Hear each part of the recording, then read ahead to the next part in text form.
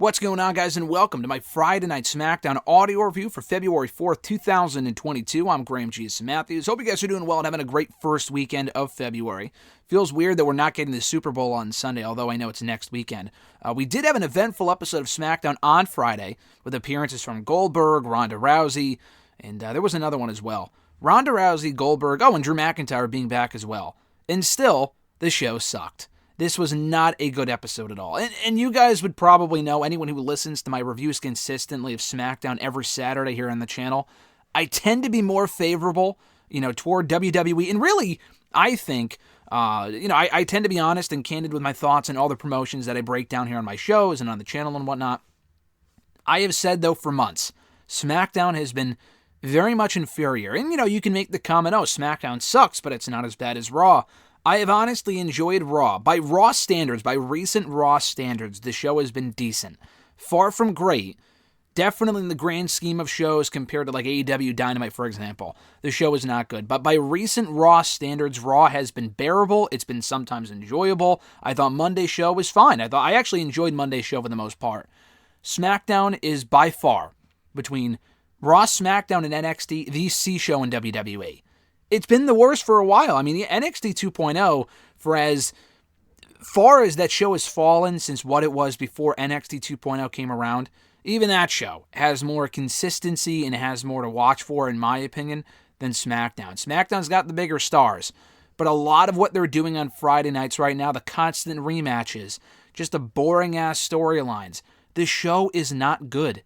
And it's not even 3 hours. Raw at least has that third hour. There's kind of an excuse to why the show is so bad most weeks. SmackDown is only a 2-hour show. They don't really have much of a roster left. They have a decent women's division. They've added Ronda Rousey to their ranks, and that's great. Ronda Rousey is hopefully a step in the right direction. Goldberg will hopefully only be around for a month. Drew McIntyre is back, ideally full-time, I think, despite, coming back from his neck injury early. And I said a couple of weeks ago, SmackDown was really suffering with the injuries to Drew, Sasha, King Woods, who I think is off the disabled list, the inactive list, or whatever it's called in WWE. He should be back soon. That was reported about a week or two ago. We got Big E on SmackDown now, which I'll talk about why that's not a good thing. And I like Big E, but I think he was the wrong guy to come over from Raw to SmackDown. It will help to have those faces on the show, but it will not salvage this show. And I think this episode really indicated that from start to finish. I like the ending segment. That New Day versus Los Lotharios tag team match I thought was pretty good. Everything else on this show was completely fucking terrible. And it's not like the roster is completely awful. Like, I like Sami, I like Sheamus, the New Day, people like that. Cesaro, they're not doing jack shit with, but it's the same shit every week. And this is what happens when you release half of your fucking roster. At least there were people that weren't on TV, and there's people probably still on this roster that aren't on TV. I mean, Mansoor hasn't been on the show in weeks. Ali, even before he requested his release, had not been on the show at all. So the fact they're keeping him around but releasing other people who either want out or don't want out is just weird to me. I know you don't want to set a precedent by giving everyone their release, but if you have no plans for the guy, if he wants out, you have no plans to use him, just let him go. That, to me, is what the difference maker is. If Roman Reigns said tomorrow, I want out, and he, like the whole CM Punk situation, I mean, obviously he was physically ill and had a lot of other issues going on at that point as to why he wanted to leave, that's a little different to keep that guy under contract and to ask him to leave and whatever. And they never brought him back. That was a whole other situation. With Ali, he's not a main eventer. They have no important plans for him. They didn't even before he went public with his release. Just let the guy go. That's besides the point here. Back to SmackDown on the whole. The show's just not good. NXT and even Raw have more consistency most weeks than SmackDown does. I mean, SmackDown, to its credit, is consistent in the sense that it's just not good. But I mean, you have Roman Reigns and then really just everyone else. Goldberg's only around for the next minute. Ronda Rousey and Charlotte will do their thing. Sasha wasn't even on this show. I'm not really sure where she was. You got Drew, but who does he work with? Baron Corbin, Happy Corbin, again through WrestleMania? That is fucking awful. Who do the Usos work with? The Viking Raiders? No one gives a jack shit about the fucking Viking Raiders, and I like the guys, but WWE has done nothing to protect them. Same with Cesaro, Ricochet. Sheamus is a great hand, and he's won a majority of his matches lately. I mean, Shinsuke doesn't mean anything. I mean, he's still over, but that championship that he's holding right now, that Intercontinental Championship, means absolutely nothing. Jinder against Shinsuke? I mean, come on, man. This was a very bad show. Save for the final segment or two, I will say that, before we get started here. We did open the show with an explanation from Paul Heyman as to why he rejoined Roman Reigns and betrayed Brock Lesnar for a second time at the Royal Rumble, the first being back at Survivor Series 2002, 20 years ago, 2 decades ago. Paul Heyman turned on Brock for the first time. 2 decades later, the more things change, the more they stay the same. I won't really go through the full explanation here. Heyman did a better job of explaining it than I did. Not everything he did, or said rather, made sense, but I appreciate the effort they actually put into explaining why. I'm sure this was a Heyman idea. I'm sure Heyman came up with this explanation himself, and he either requested to go out there and explain it, or maybe just because they wanted him to, because it's such an important storyline and the biggest thing going on in WWE right now. But we don't get that same explanation from Rollins as to why he was in the Elimination Chamber. Why isn't he resuming his rivalry with Roman Reigns going into Elimination Chamber? Do they have plans for Rollins to be at the WrestleMania match with Brock and Roman? Probably not. So why even bother speculating about it? I got the idea because Rollins had said on Raw this week, let's not talk about what happened in the Rumble, that SmackDown business. Rollins wasn't even on the show. So when will they ever explain it? Will it be at Elimination Chamber? Will it be after Elimination Chamber? WrestleMania is in 2 months. We still don't have a clear idea of what they're going to do. That can be a good thing, that can be a bad thing. I think it is more of the latter, in that even they don't know what they're going to do. I don't get the sense for a second that dating back a month and a half ago, they were planning on doing a winner-take-all match, which Heyman had said in this promo a few different times. Not a unification match, but a winner-take-all match. I don't get the sense that was the match they were going for with Brock and Roman, which I know has been the main event for Mania for many months now. That doesn't surprise me at all. But to put both belts on the line at a time when you have 2 nights of WrestleMania, I just don't think it's a good idea. Now, what match do you do for the WWE Championship that makes sense? I don't really know. I know people have been pitching, maybe Orton and Riddle. Riddle's in the chamber. Maybe Riddle wins the WWE Championship. He's just not ready yet. And he's booked like a fucking goof. I mean, he has great matches. The guy's a great wrestler. But to put the championship on him in Saudi Arabia 5 or 6 weeks out from WrestleMania, to me, I think is a really dumb idea. So I wouldn't do that. But I would rather take an Edge AJ program or a Bobby Lashley AJ program over Brock and Roman being winner take all. I think their mindset is we've done Brock and Roman so many fucking times, we got to raise the stakes and make it interesting. I mean, I don't really think that would sell people on the storyline, though, or sell people on the feud. If you're sick of Roman and Brock, and I don't blame you if you are, I'm still kind of into it because they've kept it interesting. They've had the Heyman factor up until now. The matches have been good. The promos have been great. Brock has switched up his shtick from what it was a few years ago when they last feuded back in 2018. I'm still into it. But people who aren't, I don't think putting the belt back on Brock at Elimination Chamber, the WWE Championship that is going to really sell people any more on that match than they would have been previously if it was just for the Universal Championship. You know what I mean? So, anyway, Heyman had tried to explain that the firing was legit.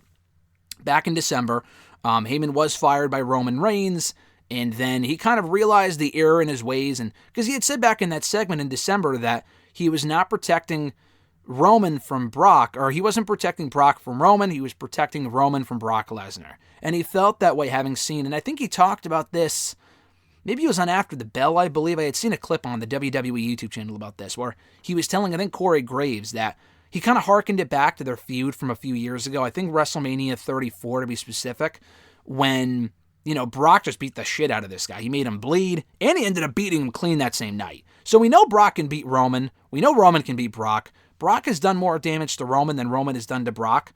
So Paul Heyman wasn't lying when he said that he was protecting Roman from Brock Lesnar. Roman didn't like that. He laid him out. He fired him, whatever. He said that Roman came back to him with an apology. And his idea in still having feelings for Roman, because remember, Heyman didn't turn on Roman back in December. That would be just too convoluted. It was Roman who fired Heyman. So his whole idea was, all right, keep Roman on the SmackDown side. He can be Universal Champion. Brock can be WWE Champion, which is why I put him in the Day 1 main event about a month ago. He won that championship. He can be the WWE Champion over on Raw.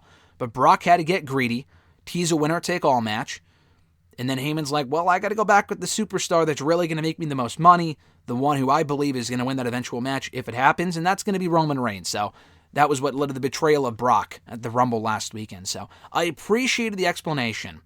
And then from out of that, I don't even think we heard from Roman Reigns. We might have. Did he even speak in this segment? I don't remember. But by the end of it, out came Goldberg, who we have not seen since the last Saudi show, and I think it was November. Was it October? The Crown Jewel show, which was actually pretty good. The best Saudi show by far they have ever done, without a doubt in my mind. Goldberg won on that show against the current WWE champion, Bobby Lashley, who at that point was not the WWE champion. Disappeared, and now he's back challenging Roman Reigns for the Universal Championship. No rhyme or reason, doesn't have to go through the Rumble to earn it. He just shows up and gets a title shot. I mean, this is an issue, or an ongoing, recurring issue with WWE. Look at the ending segment of the show. We'll talk about it later, but Charlotte was given the opportunity by Sonya before Ronda came out and chose to face Charlotte at WrestleMania. She gave Ronda, or rather Charlotte, the opportunity to choose her opponent. Was that not the idea that they were going with if Charlotte won the Rumble? But she lost the Rumble. Yeah, she was the runner-up, but she didn't win. So why would she still have that opportunity if she lost? It doesn't make any sense. It doesn't make any sense at all. Why even have Charlotte in the Rumble if she was going to lose, and they were going to do what they were going to do anyway if Charlotte won, if she did win the Rumble? I mean, that just makes no fucking sense. The least they could have done, and maybe they will do Charlotte and Sasha. There's a lot I have to say about the show, clearly. Maybe they'll still do Sasha and Charlotte at Elimination Chamber. But then why? Maybe that's why they did that. But then why not just tease a women's Elimination Chamber to determine Charlotte's challenger for Mania? To allow Charlotte to just pick her challenger, which we have never seen before in the history of WWE, for as long as I've been watching anywhere, as far back as I can remember, that has never happened before. And if it has, not very often, okay? So that happens and whatever. Why not just use Elimination Chamber to determine her next opponent? Why not use an Elimination Chamber to determine Roman's opponent? Or a number one contenders match to determine Roman's opponent for Elimination Chamber? That doesn't work within WWE storytelling, apparently. So they do with what they did on the show. Goldberg, who fucking cares? He doesn't have to be in the Rumble. People were saying, oh, he should have been in the Rumble. Or like, I'm surprised he wasn't. Because that's what WWE would do. I never thought for a second he would be in there. I knew he would be back eventually. I may have even said on the show, I had said elsewhere before, Goldberg and Roman at the Saudi show and Elimination Chamber in February, to me makes perfect sense. I don't have an issue with this at all. I hate the idea of Goldberg being back on the title picture because I think it's unnecessary. The guy's matches at this point, I say hit or miss. They're way more miss than they are hit. I mean, Goldberg really has not had a lot of good matches in recent years. The Drew match was what it was. I enjoyed that while it lasted. The Bobby match at Crown Jewel was better than I thought it would be. It was a pretty good match. The SummerSlam match sucked. His match with The Fiend in Saudi 2 years ago sucked. The Mania match with Braun was whatever. He has not had a lot of good matches in recent years. The Taker match sucked. The Dolph match was great, but it was like a 2-minute squash, so of course it would be great, you know? I don't know how good the match is going to be with Roman and Goldberg, but you know what? If this is indeed his final match in his current contract, and hopefully his last contract, Goldberg does not need to be brought back for any more matches. The nostalgia run is over. I mean, people still like Goldberg, but I mean, I feel like that's just a casual audience. I like Goldberg if he's used in the right capacity. Like I said back around SummerSlam time, Goldberg being in the championship picture is just so fucking pointless. He shouldn't be winning the championship, and if you have him losing so often, then any of that mystique that he had back when he was in WCW and that he had when he first came back to the company in 2016 is completely gone. He has lost the majority of his matches in the last 2 or 3 years. He beat The Fiend 2 years ago, went on to lose to Braun at WrestleMania. He lost to Drew McIntyre at the Rumble last year. He lost to Bobby Lashley at SummerSlam. That was 3 straight clean losses for Goldberg. He beat Bobby at Crown Jewel. So, I mean, I guess that gives him 1 win. I mean, it's not like he just lost and now he's going for a championship again. That made even less sense when it happened back in the summer. But, I don't know, man. Just this whole thing just makes no fucking sense to me. I mean, they really should have just done this match at the Rumble last year. I said this last year. I interviewed Goldberg right before they would have done the match. I talked to him in December of 2020. I actually talked to him before SummerSlam, too. I'm a Goldberg guy. I like Goldberg. The way they have used him, though, has been completely ass backwards. One, he shouldn't be in the title picture, like I said. But two, if you're going to do Roman and Goldberg, because we were supposed to get it, of course, at WrestleMania 2 years ago, before the pandemic happened, Roman pulled out of the pay-per-view, and that was that. They didn't go back to it. They never acknowledged it on TV. They kind of teased stuff on Twitter. They never went back to it on TV. And it's not like Goldberg hasn't been around since then. And the best part is that Roman, when he came back after not doing the Goldberg match, almost immediately won the Universal Championship. Goldberg has been back since that point. He has had 3 matches in the time that Roman has been Universal Champion. Why wouldn't he have, instead of going to Raw and going after Drew McIntyre for literally no reason, he put over Drew, and that's great. Drew didn't really need the win. It was kind of a pointless match for Drew because I guess they didn't really have any other opponents for Drew at that pay-per-view. Whatever. They had continued the Owens and Reigns feud, which was good. They had a great last man standing match at that Rumble show last year. It didn't really need a third match. Owens lost anyway. They could have done and should have done Roman and Goldberg on that show. They didn't. The saving grace of doing this match now is that they're not doing it at a bigger pay-per-view. It's a big pay-per-view in the sense that they kind of build up the Saudi shows to be big because they're in, the Saudi prince is paying a lot of money for WWE to be going over there. But it's not like they're doing it at WrestleMania or they're doing it at SummerSlam. You know what I mean? Like they're doing it on like a B-level pay-per-view. You know what I mean? To an extent. I mean, Elimination Chamber, for all intents and purposes, is a B-level pay-per-view, regardless of where it's held. They're putting the star power on the show, but like I have no issue with them doing it on the show. Literally no issue. Except for the fact the match might not be good. Goldberg will definitely not win so close to WrestleMania. I would be shocked. When Goldberg beat Fiend at Super Showdown 2 years ago, I wasn't exactly shocked. I was more so disappointed they actually did it because I had a feeling, I may have said it here on the show 2 years ago at the time, I had a feeling they would go through with doing the title change because it's WWE and they wanted to do Goldberg and Goldberg and Reigns was a rumor at the time for WrestleMania and they were about to do it before Roman pulled out. So I wasn't exactly shocked. I was one of the few people saying there's a decent chance they actually put the belt on Goldberg. But Roman Reigns isn't the Fiend. He's not Bray Wyatt. He's not Bobby Lashley or Kofi Kingston or anyone else, really. I mean, Roman is in a league of his own. I don't think they would keep the championship on Roman for over 500 days and then have him drop it a month before Mania to fucking Goldberg. Roman and Brock being for the WWE Championship in Mania makes absolutely no sense. So I don't think they're going to do that. I wouldn't want them to do that. It is what it is. But Roman and Goldberg for this show, I have no issue with it. The issue is that what I would have with is that if they re-sign Goldberg, if he comes back for more matches beyond this, and hopefully it's a good match and he can end his career on a good note. I mean, I think him coming back for more matches starting in 2019 was also completely pointless. He has had a lot more bad matches than he has good matches in the last 3 or 4 years. I think had he ended his career on that Mania match at 33 with Brock, that was the perfect note for him to end his career on. It was a great 4 or 5 minute match, probably one of the best Goldberg matches I have ever seen. Definitely the best Goldberg match in WWE. Maybe not of his entire career, because Savage and DDP got some great matches out of him in WCW. But in WWE, definitely the best Goldberg match he's ever had. So, then he came back for more money, and it is what it is. So hopefully this is it for Goldberg. He goes out on a high note by losing, but having a good showing in defeat. Hopefully. Again, fingers crossed, that is the hope. But again, it goes back to the original point. Him just being able to come out and say, I'm next, and that's how the match was made, is just so fucking lazy. It's so lazy, man. Like, what is even the point of the Rumble? You don't even have to go through a 30-man Rumble in order to get a championship shot. It doesn't even matter. It's just silly. But again, I guess it's also fitting because remember, 2 years ago when Roman challenged Goldberg for the championship, he did the exact same thing. Goldberg won the championship from The Fiend at Super Showdown, opened the subsequent SmackDown, kind of celebrating his title win or whatever. And then Roman came out and said, I'm challenging you at WrestleMania. And that was it. That's how the match was made. Literally no storytelling or build or hype or whatever. They had just said, hey, Roman's next, and that's it. Didn't earn it, didn't win a chamber match, no past history, really. That was how they made the match. So I guess it's fitting in a way that Goldberg did the same thing to Roman 2 years later.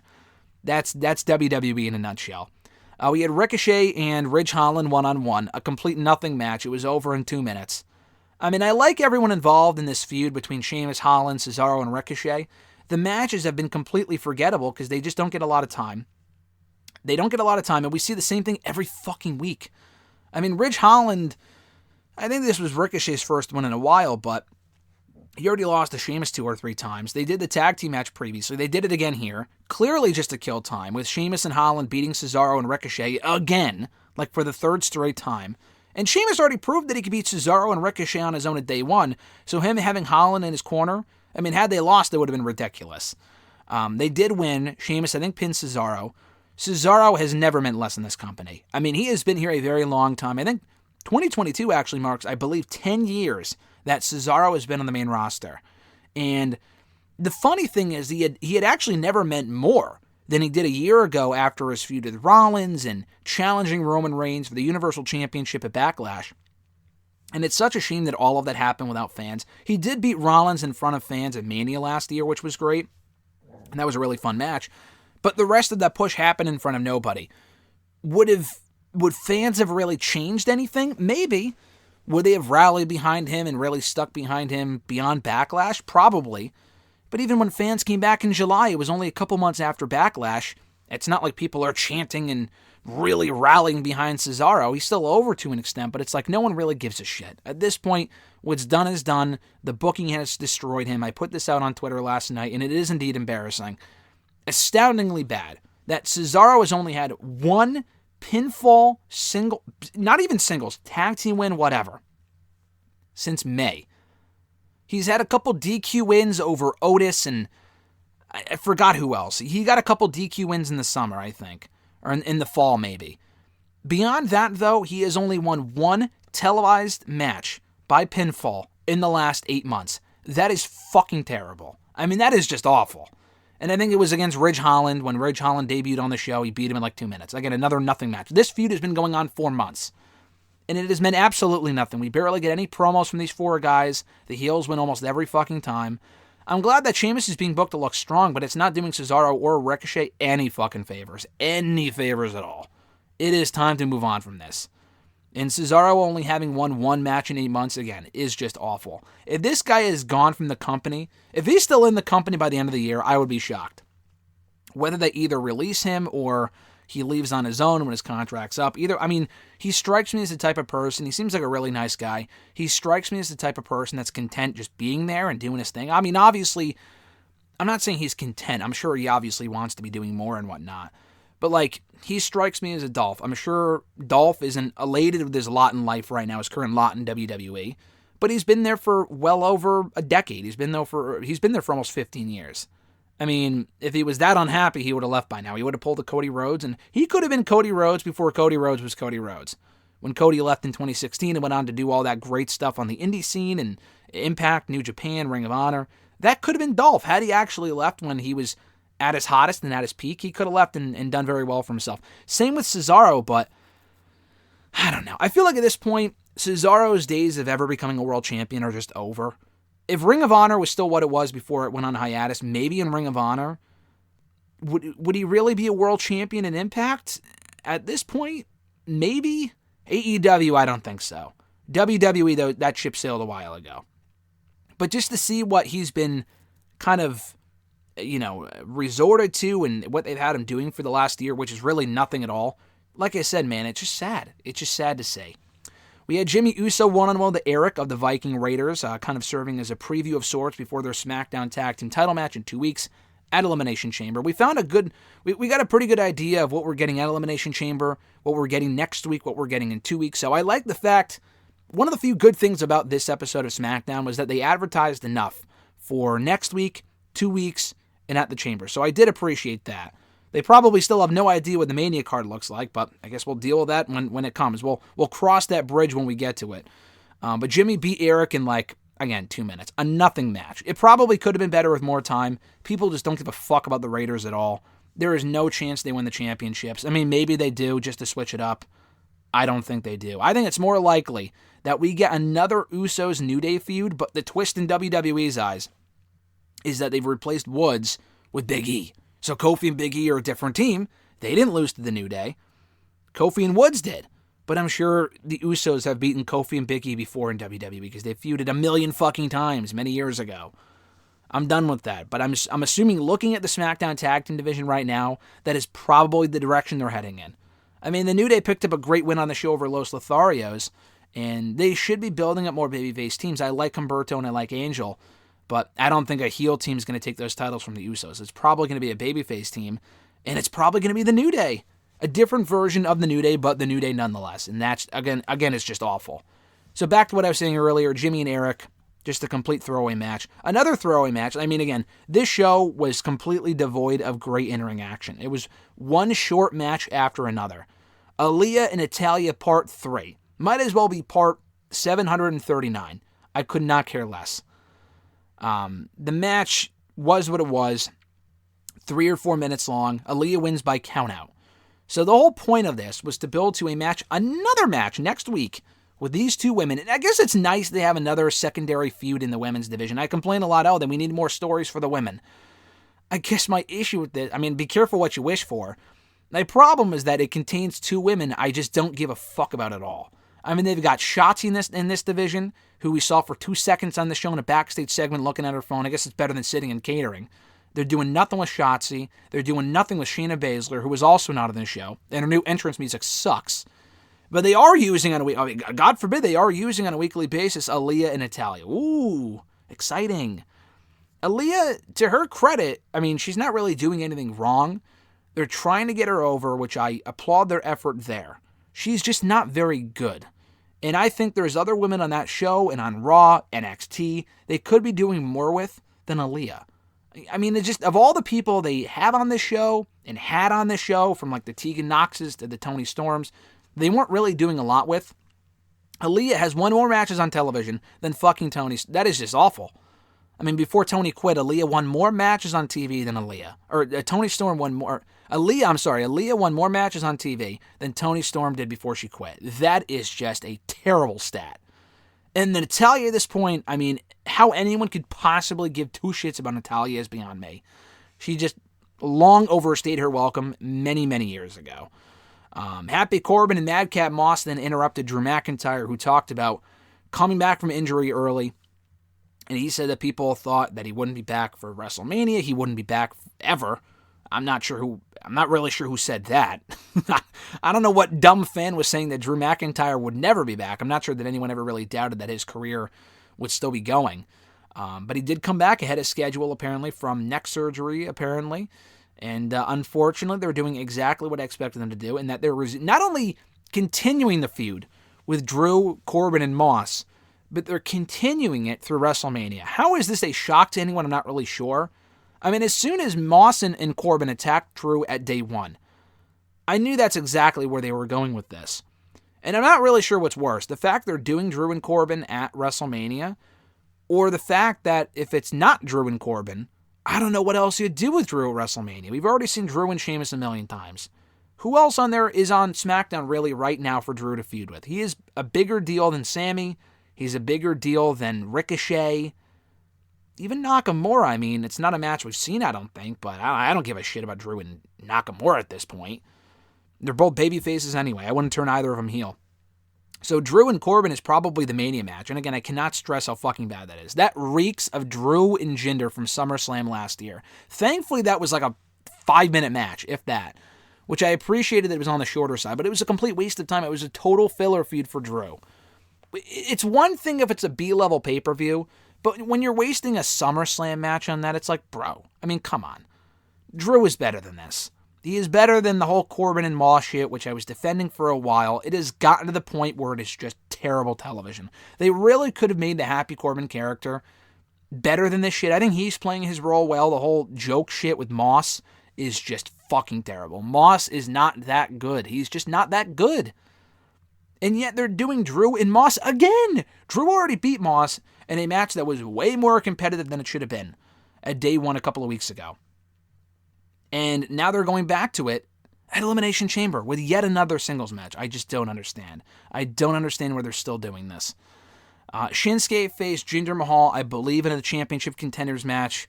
I didn't write that down here. I'm not sure if that's what they called it. Who could possibly care?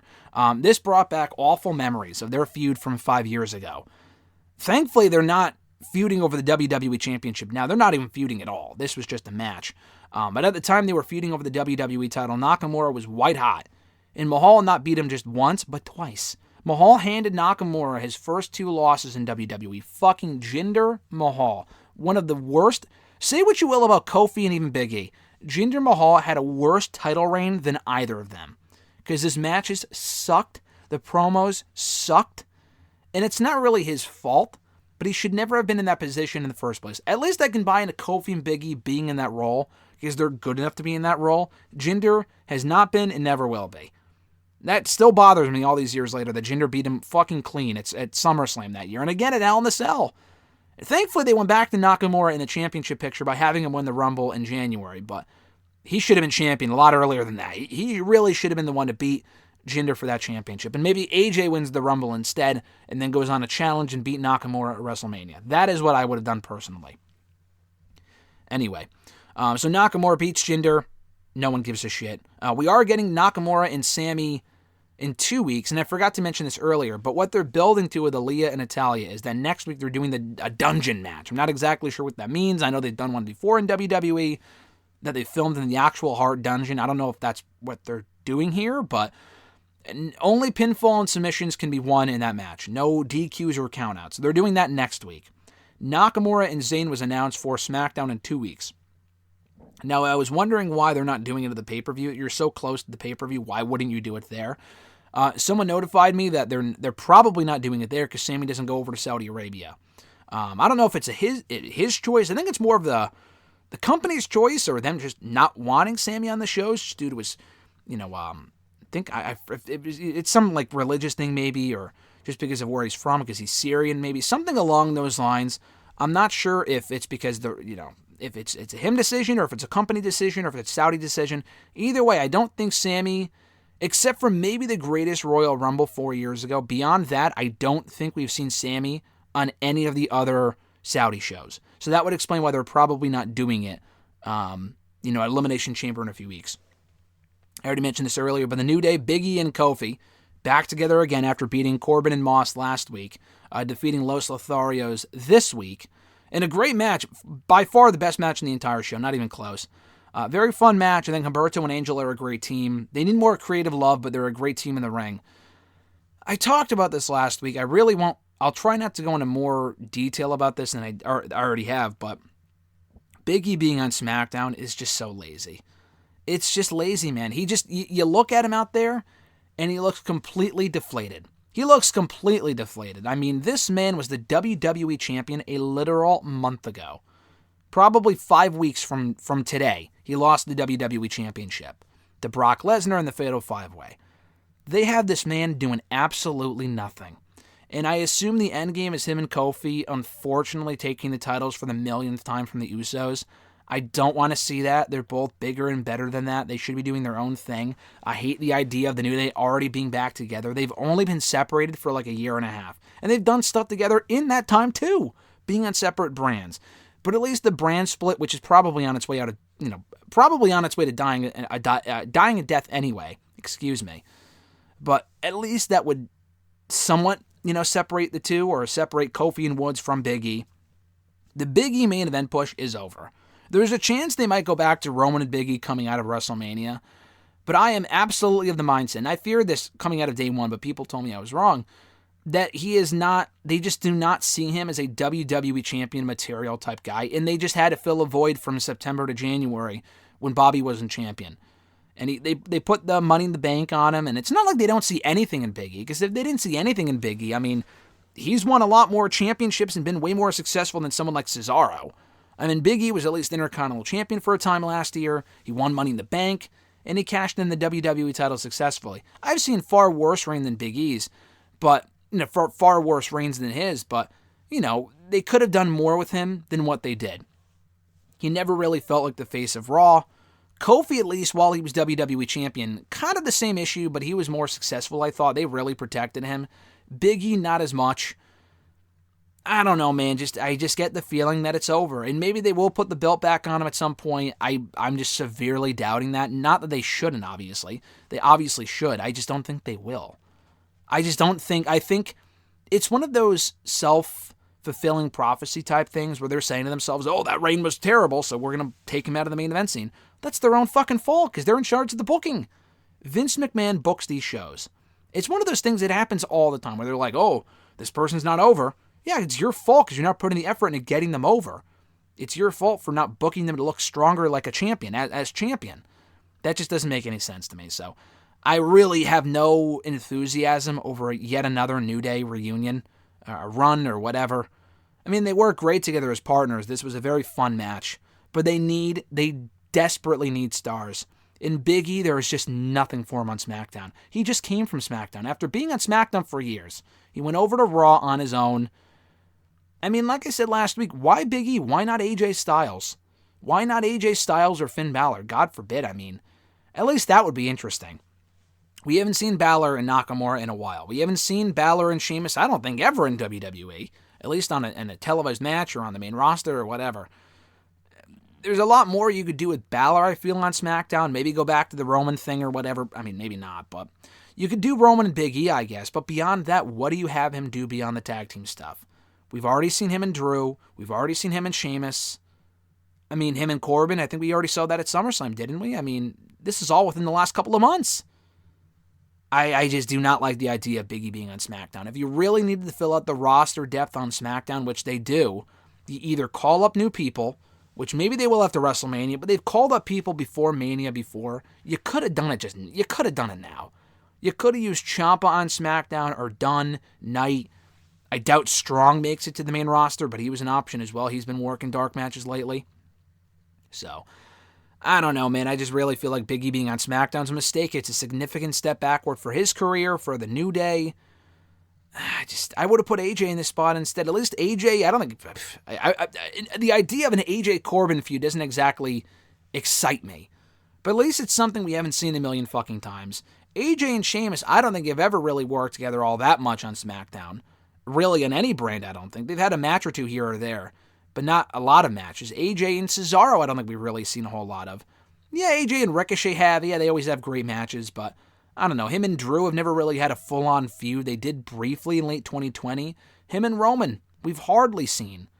So, I don't know. I just feel like AJ being back on SmackDown or Finn Balor would have made more sense than fucking Big E, because at this point, Big E has no one to work with except for the New Day guys, and we've seen that a million times, so this does not excite me at all. But the match was great, though, like I said. New Day versus Los Lotharios.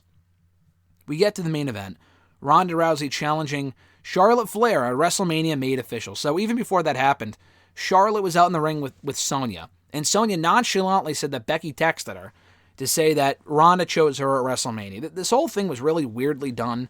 And they clearly did this to swerve people. But Ronda Rousey would not be on SmackDown, making it, announcing a couple days ago, I'm going to make my announcement on SmackDown. I mean, that told you everything you need to know.